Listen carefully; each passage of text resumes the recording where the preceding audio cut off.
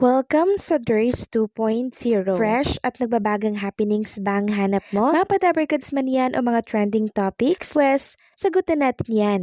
Kaya naman isubscribe nyo na ang ating channel para sa mga nagbabagang balita everyday. So, ayun, welcome back again sa ating YouTube channel mga kadabarkads. And for today's video nga, pag-uusapan natin ay tungkol sa mga importanteng kaganapan sa loob at sa labas ng Itbulaga. So, ang Sugod Bahay mga kapatid po ay replay ulit mga kadabarkads, no? Aired February 22, 2025. Ganon din syempre itong Dear Itbulaga. At ang iba pang mga segment nila na napanood po natin kanina. Pero wala naman pong kaso yon kung recorded, kung replay ang napanood natin na mga segment po ng Itbulaga as long as meron po tayong paglilibangan, 'di ba? Every noontime show. Ang pinakang highlight lang naman po ng Itbulaga ngayong araw ay yung tungkol po doon sa Lenten special nila na Happy Feel, yung ating makukuhang aral.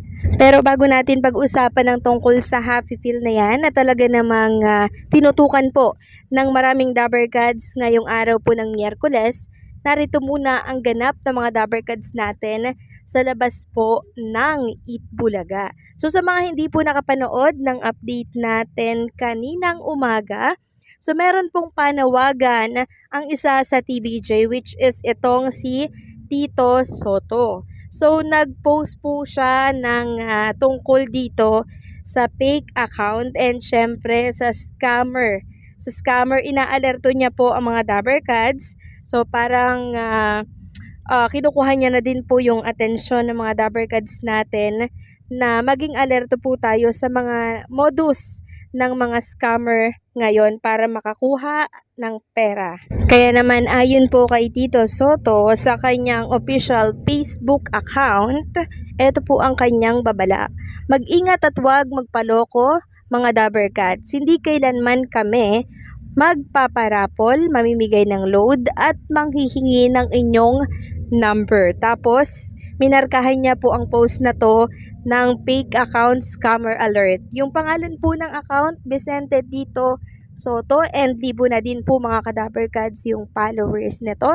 Namimigay ng load, tapos may link po dyan na nakalagay. So, wag na wag po kayong magkiklik ng mga link na nilalagay po nila dyan kasi possible na ma-hack po ang inyong account. So ito ay friendly reminders lamang po sa mga sumusuporta po kay Tito Soto at syempre sa mga Dabarkads natin para po hindi kayo mabiktima ng mga modus at mga scammers na katulad po nito. Samantalang, pag-usapan naman natin ang tungkol dito kay Bossing Big Soto. Enjoy na enjoy sila ngayon dito po sa Hong Kong mga Kadabarkads.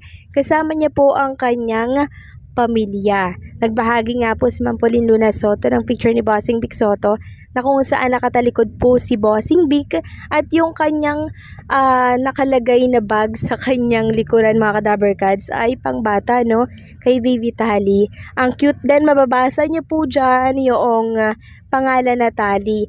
And siguro gawa to mga Kadabarkads ni Ma'am Pauline Luna Soto kasi parang business din nila yon, yung maglagay ng mga name sa mga gamit, mga personalized po. So imagine kahit na billionaire na po si Bossing Big Soto, nagbi-business pa po itong si Ma'am Pauline Luna Soto. Next topic naman, pag-usapan natin ang tungkol dito sa napanood po natin na Happy Feel, ang Lenten special po ng Itbulaga na kung saan taon-taon nating inabangan. So ito po yung last na Lenten special po ng Itbulaga, yung Happy Feel. So ito po ay tungkol naman sa mga pasyente and syempre sa mga doktor. So napakahusay po ni Amber gumanap dito. Ganon din po syempre itong si SQ Ann. Ganon din syempre si Bossing Big Soto at si Ryan Agoncillo. So for sure, nag-iwan na naman po ng makabuluhang aral ang Lenten special po na Happy Feel sa ating lahat. Kayo ba mga Kadabarkads? Ano po ang iniwang aral nito sa inyo? Tumatak po sa akin mga Kadabarkads yung sinabi ni Alan Kay na kahit anong daming yaman natin dito sa lupa, once na dinapuan tayo ng sakit or bigla na lang tayong kuhanin ng may kapal dito sa lupa, parang wala ding importansya yung yaman mo, 'di ba? Di mo rin naman yan madadala. Ang importante kasi dito mga kadaber cards ay yung kalusugan natin. Sabi nga 'di ba na ang kalusugan yung tunay na yaman. Aanhin mo nga naman ang pera, 'di ba? Kung sinukuan ka na ng mga kilalang doktor at malalaking hospital.